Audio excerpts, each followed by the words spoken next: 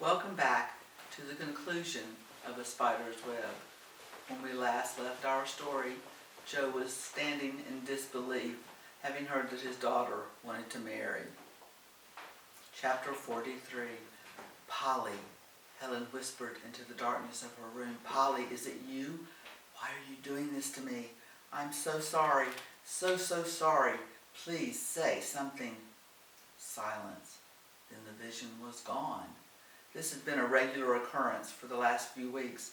Helen was sure Polly was haunting her. Polly just appeared anywhere and everywhere. Alice had noticed a change in her mom. She was nervous, very out of character for Helen.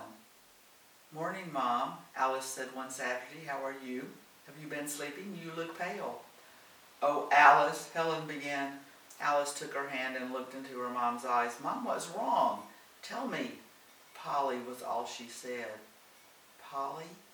You've been thinking about Polly? That's normal, Mom. After all, the two of you shared so much, Alice reassured her.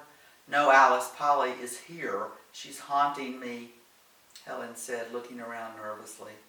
What? No, Mom. You're imagining that, Alice almost laughed. Polly is gone. You're just tired. It looks like you haven't slept well. Polly won't let me sleep. She's there every time I try to close my eyes.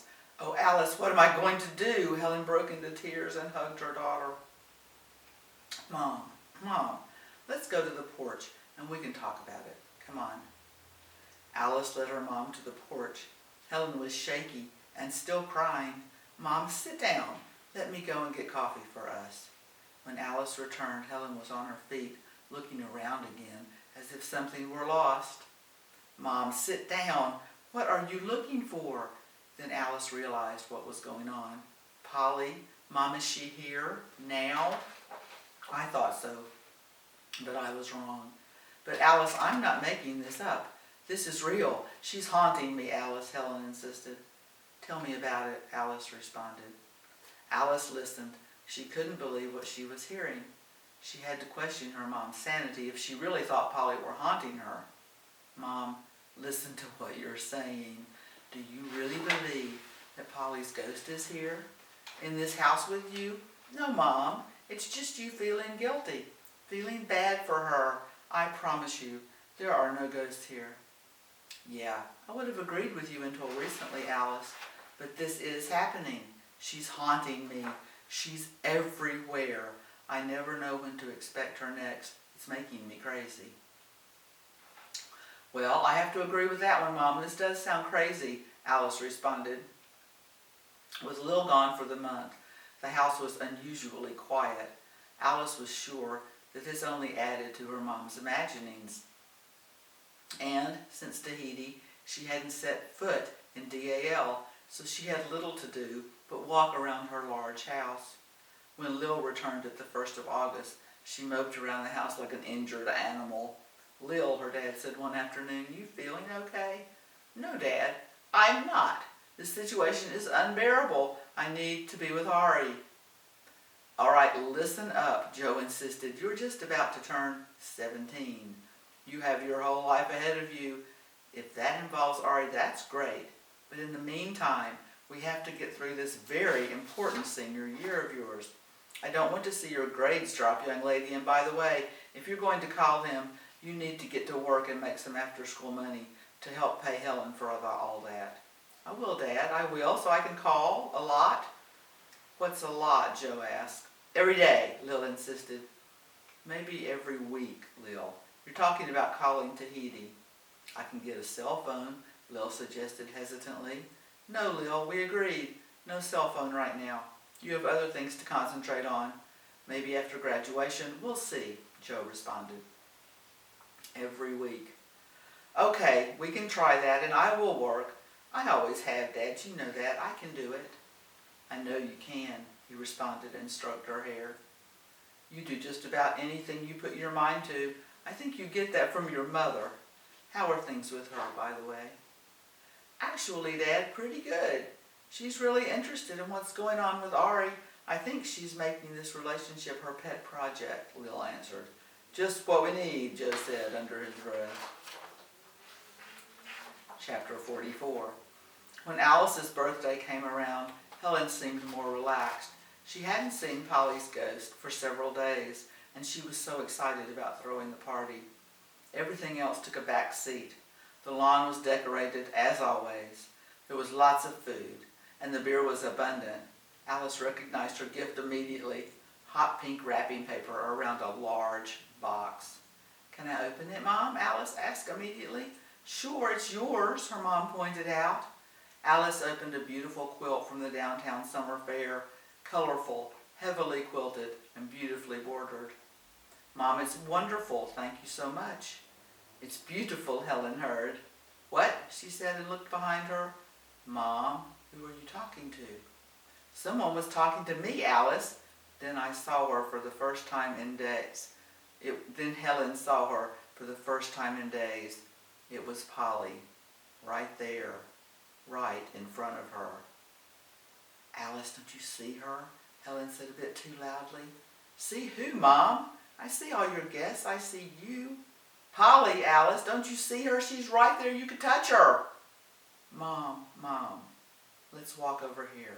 She pulled her mom away. "Listen, you have to stop this Polly stuff. She's not here.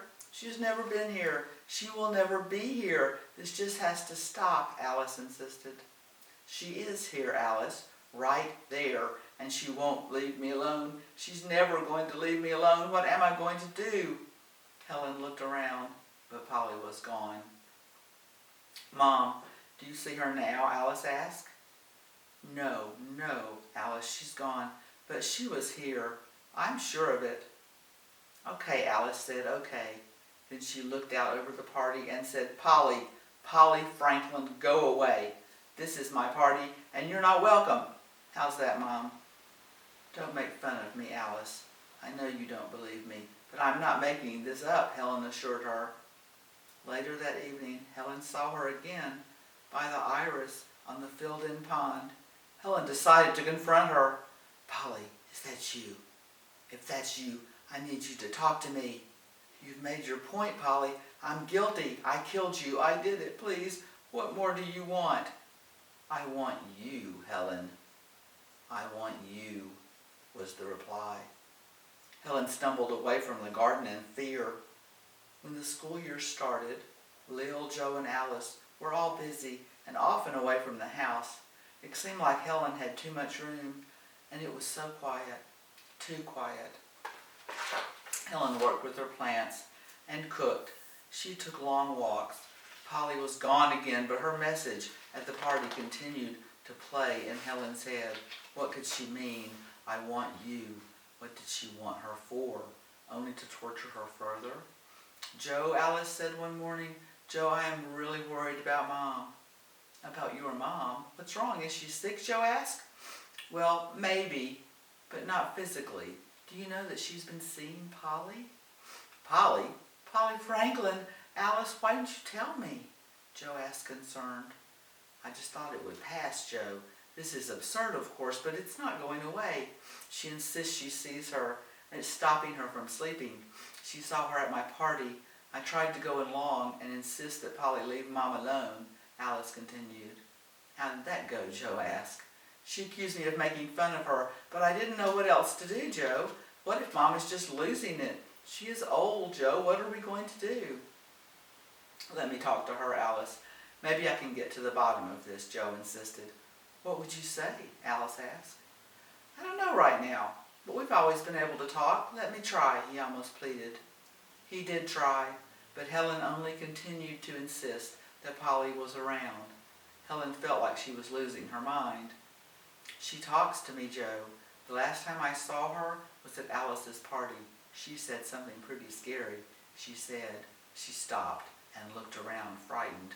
She said she wants me.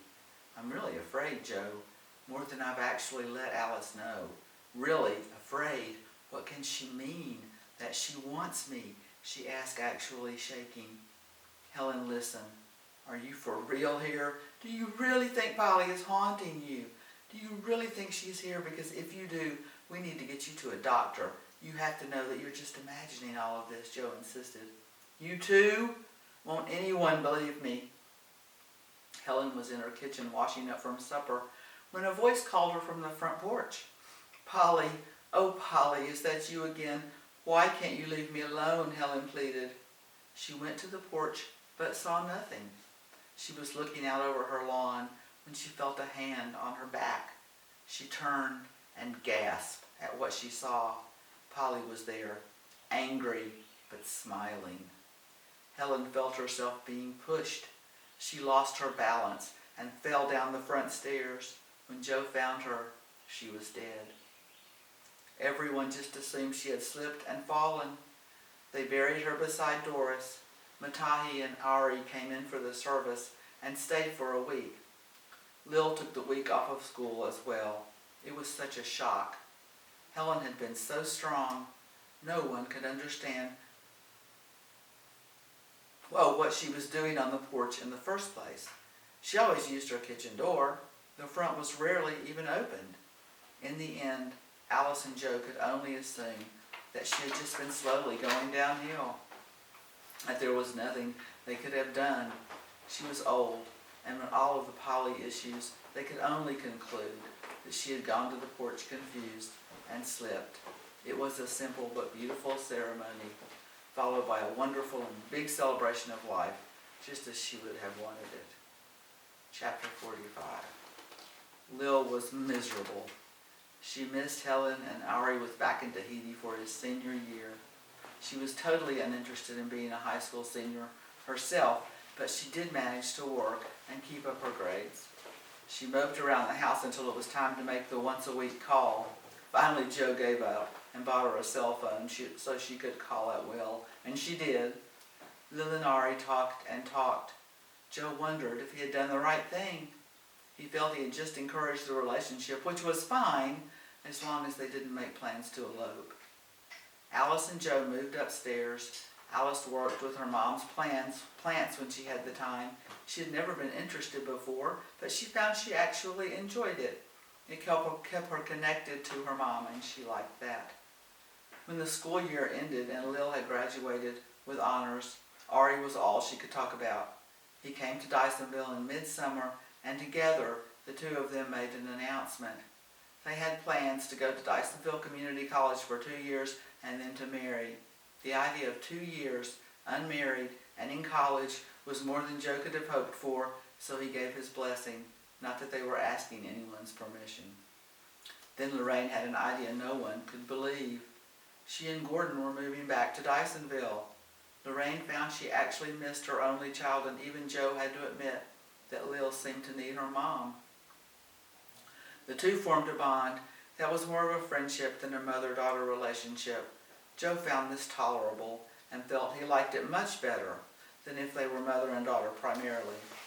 He wasn't sure about Lorraine's influence, but Lil was happy and kept her word to get her degree before she got married. When they did marry, Alice and Joe gave them a party worthy of Helen Wickens. They decorated the lawn and invited the town. Lil was radiant and Ari handsome. Matahi, of course, was there, and Lorraine. It was perfect, and Joe thought he had never seen his daughter look more beautiful or more happy. The two had decided to stay in the States. They both had jobs, not in Dysonville, but close enough to suit everyone. Joe and Alice were happy. Gordon and Lorraine were happy. Lil and Ari were happy, and all getting along. It was strange, but as Helen and Doris would have wanted it, Helen always seemed to somehow get her way in the end.